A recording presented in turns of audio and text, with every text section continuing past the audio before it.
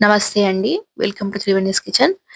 తక్కువ ఇంగ్రీడియెంట్స్‌తో ఎక్కువ పని లేకుండా ఇన్‌స్టాంట్‌గా లడ్డూలను ఎలా తయారు చేసుకోవాలో నేను ఈ వీడియోలో చూపిస్తున్నాను.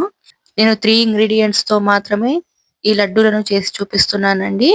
ఇది చిన్న పిల్లల నుంచి పెద్దల దాకా అందరికీ చాలా ఆరోగ్యంగా ఉంటుంది. ముందుగా నేను 1:30 కప్పు నువ్వులను తీసుకున్నానండి. ఇప్పుడు 1:30 కప్పు అంటే అది 300 గ్రాముల వరకు ఉంటుందండి. ఇప్పుడు పల్లీలు కూడా 2 కప్పులు తీసుకుంటున్నానండి. పల్లీలు కూడా 300 గ్రాములు తీసుకున్నాను.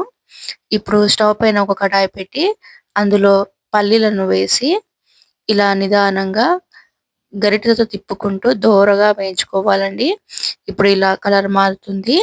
స్టవ్ సిమ్‌లోనే ఉంచి ఇలా దోరగా వేయించుకొని పక్కన పెట్టేసుకోవాలి. ఇప్పుడు అదే ప్యాన్‌లో నువ్వులను కూడా వేసి స్టవ్ సిమ్‌లోనే పెట్టి దోరగా వేయించుకోవాలి. కలర్ మారేంత వరకు అలాగే చిటపటమనేంత వరకు వేయించుకోవాలండి. ఈ లడ్డు తినడం వల్ల పిల్లలు ఆడుకొని నైట్ కాలు నొప్పి అని అంటుంటారండి. అవన్నీ ఏమి రాకుండా ఉంటాయి. ఇప్పుడు ఈ పల్లీలను చల్లారాక పొట్టు మొత్తం తీసేసి పక్కన పెట్టుకోవాలి. ఇప్పుడు 600 గ్రాములకు నేను అర కేజీ బెల్లం తీసుకున్నాను. ఇలా మొత్తం పొడి చేసుకోవాలండి. ఇప్పుడు మిక్సీ గిన్నెలో ముందుగా పల్లీలు వేసుకోవాలి. చిన్న మిక్సీ గిన్నె అయితే బాగా మెత్తగా అయితుంది. కొన్ని పల్లీలు అలాగే కొంచెం బెల్లం వేసి మెత్తగా మిక్సీ పట్టుకోవాలి. ఇప్పుడు మొత్తం పల్లీలను అలాగే మిక్సీ పట్టుకోవాలండి. నువ్వులను కూడా కొన్ని నువ్వులు వేసి అలాగే దాంట్లోనే బెల్లం కూడా వేసి మిక్సీ పట్టి పెట్టుకోవాలి. ఇలా ముద్ద ముద్దలా అయిపోవాలండి. బాగా పొడి పొడిగా ఉండాలి. దీంట్లో మీరు ఇంకా కావాలంటే పచ్చి ఖర్జూరం కూడా వేసుకోవచ్చండి. ఎండు ఖర్జూరం కూడా పొడి చేసి వేసుకోవచ్చు.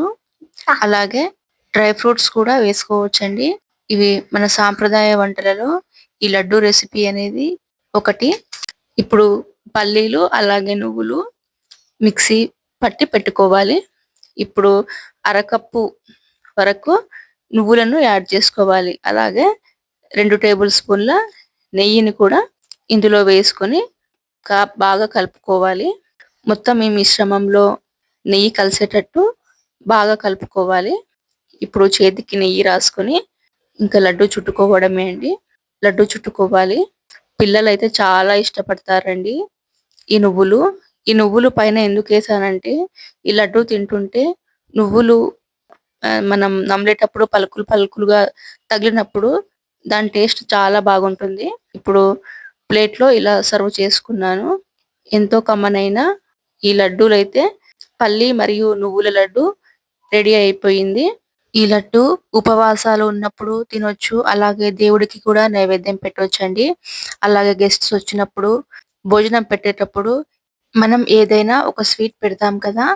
హెల్తీగా ఈ లడ్డూలను చేసి పెట్టండి. మనం హెల్తీ భోజనం పెట్టిన వాళ్ళవుతాం. ఇది ఆరోగ్యానికి ఆరోగ్యం, రుచికి రుచి.